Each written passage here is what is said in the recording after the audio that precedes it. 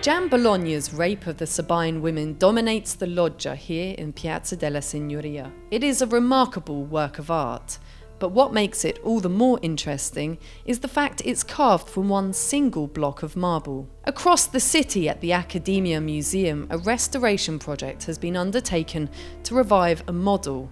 It's a work of art which gave birth to this sculpture. The statue shows three figures, one man abducting the woman and the beaten husband looking on in horror. What makes this sculpture so incredible is the way the three figures are entwined. They move upwards, almost growing into one another. It takes incredible skill to create such a complex, intertwined group, showing a range of emotions. Because of the cost of marble, there was no room for mistakes, so practice was needed on other materials before turning to the final version. And this is where this model comes in. In the 16th century, it was common for artists to practice on cheaper materials like wood, clay or plaster. The problem is that with time, the plaster or clay, being less resilient than marble, became worn and disintegrated, which is why it was identified as a priority for restoration. Noi sappiamo anche dalle testimonianze dell'epoca, dal Vasari e da altre fonti, che prima l'artista preparava un modello in cera di piccole dimensioni e poi successivamente ne faceva un altro un pochino più grande, appunto in terracotta.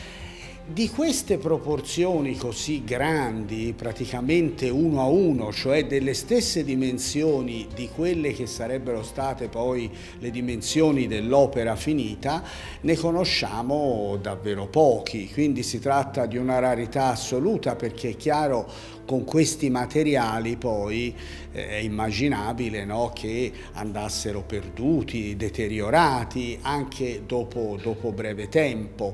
La loro preparazione era molto complessa. The work has been funded by the Friends of Florence, who raised thousands to pay for it. But even before the restoration could begin, lots of research is needed, adding to the cost. L'importanza da un punto di vista della storia dell'arte risiede proprio su questo fatto. In realtà questo modello è proprio dell'artista, è più autografo, come si dice, perfino del marmo famosissimo del Ratto delle Sabine che è sotto la Loggia dei Lanzi, perché in quello certamente Giambologna si servì di molti aiuti, di diversi collaboratori, mentre questo bozzetto preparatorio invece fu certamente plasmato, modellato personalmente. Giambologna was born in an area which is now part of France in 1529. He spent his most productive years here in Florence. He became one of Cosimo I's most important court sculptors.